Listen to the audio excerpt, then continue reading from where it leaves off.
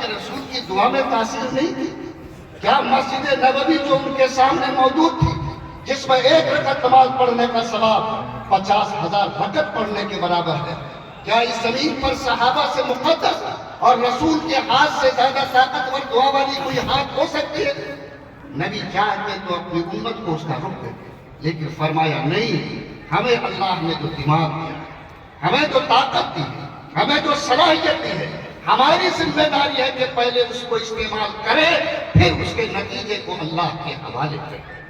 کونے میں بیٹھ کر اور کسی غار میں ہم چھپ کر یہ سوچے کہ ہم نے شتر مرغ کے طرح ریت میں سرکار دی اور بادل ہم پر نہیں گرے گا، فتنے نہیں آئیں گے، یہ کسی زندہ اور باشعور قوم کی شان نہیں ہوئی۔ نبی نے اپنے ہاتھ میں پھاوڑا لے کر خندق کھودا۔ ایک صحابی رسول کو بھوک لگی تو کمر کو سیدھی کرنے کے لیے پتھر باندھا۔ نبی سے ملاقات ہوئی تو اس نے یہ احساس دلانے کے لیے کہ بڑی محنت سے کام کیا، اپنا کرتا اٹھا کر نبی کو دکھایا کہ اللہ کے رسول، میں نے اس مشقت سے کام کیا کہ کمر سیدھی کرنے کے لیے پیٹ پر پتھر باندھے۔ آقا نے جب اپنا کرتا اٹھایا تو آپ کے پیٹ پر 3 پتھر باندھے۔ کیا آپ سمجھتے ہیں کہ آقا صلی اللہ علیہ وسلم اگر اس زمین پر اللہ تعالیٰ سے زیادہ کون قریب ان سے ہو سکتا تھا؟ لیکن کیا شیخ ابی طالب میں وہ رہ سکتے ہیں؟ ہجرت کی رات وہ گزار سکتے ہیں؟ پیدل مدینے کا سفر وہ کریں؟ اور دنیا میں آپ تاریخ کو پڑھیے کہ اللہ کے رسول اس دین اور امت کی بقا کے لیے کن کن جگہوں میں اپنے جسم کو نہیں بھلایا، کن کن جگہوں میں اپنے قدم میں کانٹے نہیں چوبے۔ اور آج ہم جیسا انسان سوچتا ہے کہ کوئی ٹپک جائے گا اوپر سے اور آ جائے گا کوئی ایسا معاملہ نہیں۔ تاریخ کو پڑھیے، جس وقت میں ہلاکوں نے بغداد پر حملہ کیا گیا، اس وقت میں مستعصم باللہ اس کا آخری تاجدار تھا۔ ہلاکوں نے اس کو قید کر کے جیل میں ڈالا، اور 2 دن کے بعد جب اس مستعصم باللہ کو بھوک لگی تو اس نے کھانا طلب کیا۔ ہلاکوں نے اپنے خادم کو بلایا اور ایک تشت میں کچھ سامان رکھا، اس کو کپڑے سے ڈھک دیا اور کہا کہ لے جا کر اس بادشاہ کو دے دو جس بادشاہ کی حکومت میں سورج غروب نہیں ہوتا تھا۔ بادشاہ نے بھوک کی شدت میں وہ کپڑا اٹھایا، سوچا کہ کھانا ہوگا، کھانا نہیں، اس میں ہیرے اور جواہرات رکھے ہوئے تھے۔ مستعصم باللہ تڑپ گیا، کہا کہ میں تو بھوکا ہوں، مجھے کھانا اور دانا چاہیے، میں یہ ہیرے اور جواہرات لے کر کیا کروں گا؟ ہلاکو سامنے آیا، کہا کہ مستعصم، تم اور تمہارے پرکھوں نے اسی کو جمع کرنے کا کام کیا تھا۔ اگر تم ہیرے اور جواہرات کو اپنے ملک کی سرحد کی حفاظت پر خرچ کرتے تو آج ہلاکو کے گھوڑے کا پیر تمہارے بغداد میں داخل نہیں ہو سکتا۔ کتنے دن سوچیے گا کہ ہم آنکھ بند کر کے اس ملک میں جی لیں گے؟ آنکھ کھولیے، شعور کی آنکھ کو آپ وا کیجئے، حالات کو پڑھیے، اور جو صلاحیتیں اللہ نے آپ کو دی ہے ان صلاحیتوں کا استعمال اپنے وجود کی بقا کے لیے کیجئے۔ اگر آپ نے شتر مرغ کی چال سے آپ نے اپنے آپ کو کسی اور دیوار سے ٹیک لگانے کی کوشش کی، اس امید میں رہے کہ کوئی حق و رحم کی بھیک دے گا، تو یاد رکھو کمزور قوم کے جھولے میں لوگ سکہ تو ڈالتے ہیں، عزت کبھی ڈالا نہیں کرتے۔ اللہ تعالیٰ ہمیں فہم عطا فرمائے کہ آج کی تاریخ میں ہم اپنے آپ کو بیدار کرنے کی کوشش کریں۔ ہم نے مدعے پر آپ کو جمع کیا، ایک بڑا مدعا اس ملک میں مدرسے کا ہے۔ ابھی کورٹ کے اندر 2.5 گھنٹے اس بات پر بحث چل رہی ہے کہ ہمارے جو مدرسے ہیں وہ مدرسے میں تعلیم سرکار کے حساب سے ہوگی یا ہمارے حساب سے ہوگی۔ ہمارے جو لوگ مقدمہ لڑ رہے ہیں وہ کہتے ہیں کہ ہمیں اس ملک میں دستور میں اپنے آزاد مدرسے چلانے کی اجازت دی ہے، اور میں اپنے بچوں کو آزادی کے ساتھ اپنے مذہبی تعلیم دینے کا حق رکھتا ہوں۔ سرکار کا کہنا یہ ہے کہ یہ بچہ آپ کا ہے لیکن یہ ناگرک میرا ہے۔ جیسے آپ کو اپنے بچے کے لیے سوچنے کا حق ہے، ویسے مجھے ملک کے شہری کے لیے بھی سوچنے کا حق ہے۔ آج یہ 2 مدعوں پہ کورٹ میں 2.5 گھنٹے روز بحث ہو رہی ہے۔ آپ جان لیجئے اب دلیل اور حجت سے بات بننے والی نہیں ہے۔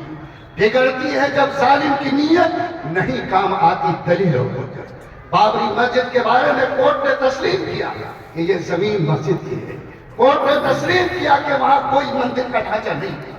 کورٹ نے تسلیم کیا کہ غیر قانونی طور پر مسجد کے وجود کو ڈھایا گیا۔ کورٹ نے تسلیم کیا کہ جن لوگوں نے ایسا جرم کیا وہ مجرم ہیں۔ لیکن سب کچھ صحیح ہے، پھوٹا وہی کرے گا جہاں اکثریت کا رجحان ہے۔ اور آج صورتحال اسی کو برپا کیا جائے، اس لیے مطمئن مت ہوئیے، دیوار پہ میں لکھ دیتا ہوں جو حالات ہیں اس سے مشکل حالات آنے والے ہیں، اور یہ میں آپ کو ڈرانے کے لیے نہیں کہتا بلکہ میں آپ کو جگانے کے لیے کہتا۔ اگر ہم لوگ زندہ قوم ہیں تو اپریل کا مہینہ آنے سے پہلے جس کے گھر کا ٹوٹا کمزور ہوتا وہ ٹھیک کرتا ہے کہ آنے والے چھتر میں اس کا گھر محفوظ ہے۔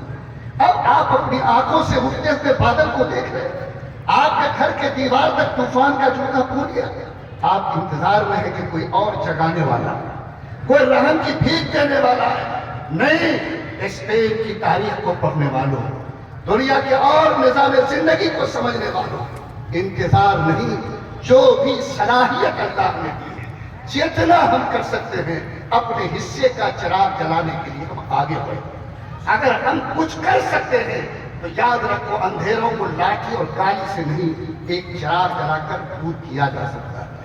اگر اللہ تعالیٰ نے مجھے سمجھ دی ہے تو یہ ملک ظاہر ہے جس رخ پہ گیا ہے، ہمیں اس ملک میں قانون کے سائے میں چلنا ہے، ہمیں وہ راہیں تلاش کرنی ہے کہ ہم قانونی طور پر اپنے آپ کو کیسے مضبوط رکھ سکتے ہیں۔ کچھ تو بچا کھچا حصہ کورٹ کے دروازے پر ہے، کچھ تو انصاف کا پانی آج اس قلم کے اندر ہے جو قلم عدالت کی کرسی سے چل رہا ہے۔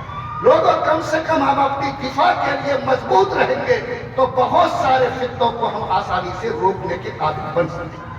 آج مدرسے کے معاملے کو لے کر میں آپ سب سے کہنا چاہتا ہوں کہ اب یہ بات صاف ہو گئی ہے کہ مدرسے میں سرکار وہی رول لاگو کرے گی جو سرکار چاہے گی۔ ابھی آسام کے اندر جو سرکاری پیپر سے چل رہے تھے سب کو اسکول میں تبدیل کر دیا گیا۔